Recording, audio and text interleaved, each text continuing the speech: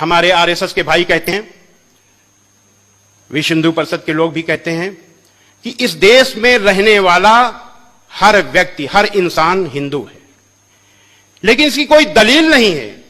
यह भी अटकलबाजी है, मनमानी अटकलबाजी है, जो चाहा सो बोल दिया। क्या दलील है इसकी भाई कि इस देश में रहने वाला हर व्यक्ति हिंदू है? लेकिन इस बात की दलील है कि एक ईश्वर की पूजा करने वाला हर हिंदू मुसलमान है। इस्लाम की बुनियाद है ला इलाहा इल्लल्लाह, परमेश्वर के सिवा कोई पूज्य नहीं है। और यही बुनियाद सनातन वैदिक धर्म की है।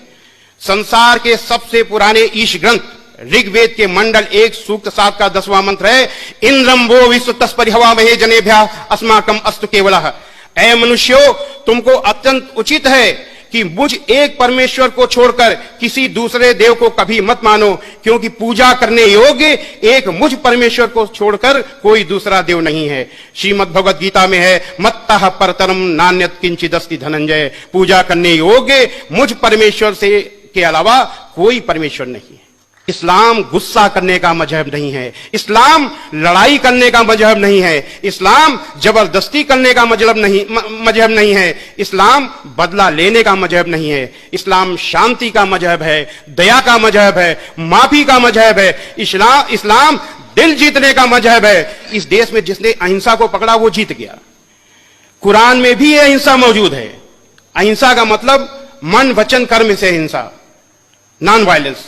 मन वचन कर्म से अहिंसा का मतलब है कि किसी को किसी भी तरीके का कष्ट पहुंचाने के लिए सोचो भी नहीं, ये मन से है।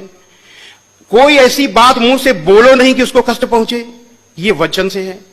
और कर्म से कोई ऐसा काम न करो जिससे उसको कोई कष्ट पहुंचे, ये मनसा वाचा कर्मणा अहिंसा है।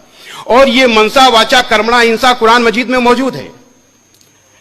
कुरान मजीद के सूरा नंबर 28 आयत नंबर 83 में है, अल्लाह का वादा है, अल्लाह वादा कर रहा है कि हम परलोक का घर यानी जन्नत का घर उन लोगों के लिए विशेष कर देंगे, खास तौर से देंगे, जो धरती में जुल्म और फसाद करने का इरादा नहीं रखते, यानी जो मन में सोचते तक नहीं है, उनको हम जन्नत का घर विशेष कर देंगे। अल्लाह का वादा है।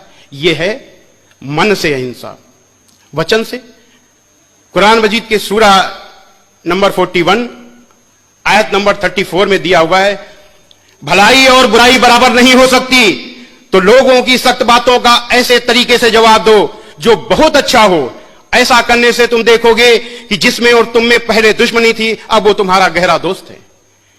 यानी अगर कोई व्यक्ति आपसे सख्त तरीके से बात कर रहा है, गाली दे रहा है, तो आपको गाली नहीं देना, कुरान का हुक्म है। आपको सख्त तरीके से बात नहीं करनी, आपको ऐसे तरीके से बात करनी है कि उसका दिल जीत लो। इस्लाम दिल जीतने का मजहब है। ये वचन से हिंसा।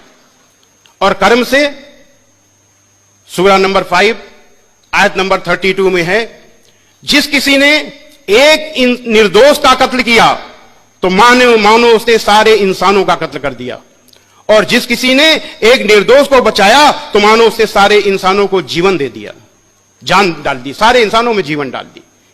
यह कर्म से हिंसा।